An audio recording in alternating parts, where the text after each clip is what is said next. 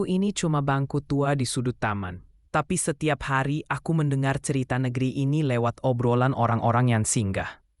Tahun 2025, cerita yang paling sering kudengar adalah soal APBN. Tentang uang negara, belanja, dan harapan yang digantungkan padanya. Di tahun 2025, pendapatan negara tercatat mencapai 2.756,3 triliun, sekitar 91,7% dari outlook.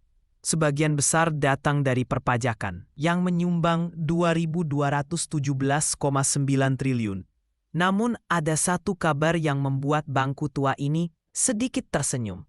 PNBP justru melampaui target, mencapai 104% atau 534,1 triliun. Artinya negara masih punya napas tambahan di tengah dinamika global yang tak menentu. Lalu soal belanja negara. Pemerintah menggelontorkan dana hingga 3.451,4 triliun, atau 95,3% dari rencana. Belanja ini difokuskan pada program-program prioritas, sembari kementerian dan lembaga diminta lebih efisien.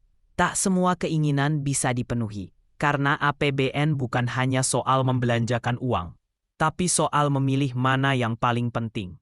Dari pendapatan dan belanja itu, lahirlah defisit yang tetap dijaga. Angkanya berada di 2,92% dari PDB, sekitar 695,1 triliun. Bagi bangku tua sepertiku, ini seperti pengingat bahwa negara masih berani bergerak, tapi tidak sampai kehilangan keseimbangan. Ada juga cerita tentang prestasi dan tantangan. Direktorat Jenderal Pajak melakukan gebrakan, mengejar penunggak pajak hingga menghasilkan 131 triliun rupiah setoran sampai akhir 2025.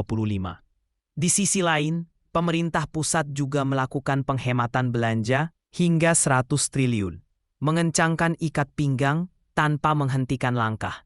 Namun tak semua kabar terasa manis. Masih ada 108 triliun dana pemerintah daerah yang belum terbelanjakan. Uang ada, tapi belum bergerak. Ini menjadi pekerjaan rumah besar, sinkronisasi pusat dan daerah agar anggaran benar-benar hidup di lapangan. Ditambah lagi, shortfall pajak sekitar 271,7 triliun, yang dipengaruhi oleh naik turunnya harga komoditas dunia. Bangku tua ini paham, negeri ini tak hidup di ruang hampa. Cerita pun berlanjut ke tahun 2026. Targetnya tak main-main. Penerimaan pajak ditargetkan naik menjadi 2.693 triliun rupiah. Pemerintah juga berencana menarik utang 832,2 triliun, serta mengalokasikan subsidi 318,8 triliun rupiah untuk energi dan pangan agar daya beli rakyat tetap terjaga. Namun ada satu keputusan yang terasa tegas. Dana insentif fiskal daerah dipangkas 70%. Tinggal 18 triliun rupiah. Pesannya jelas, bukan lagi soal besar anggaran, tapi kualitas belanja dan kinerja nyata. Dan begitulah ceritanya. Dari sudut taman ini, bangku tua melihat APBN 2025 bekerja agresif namun masih aman.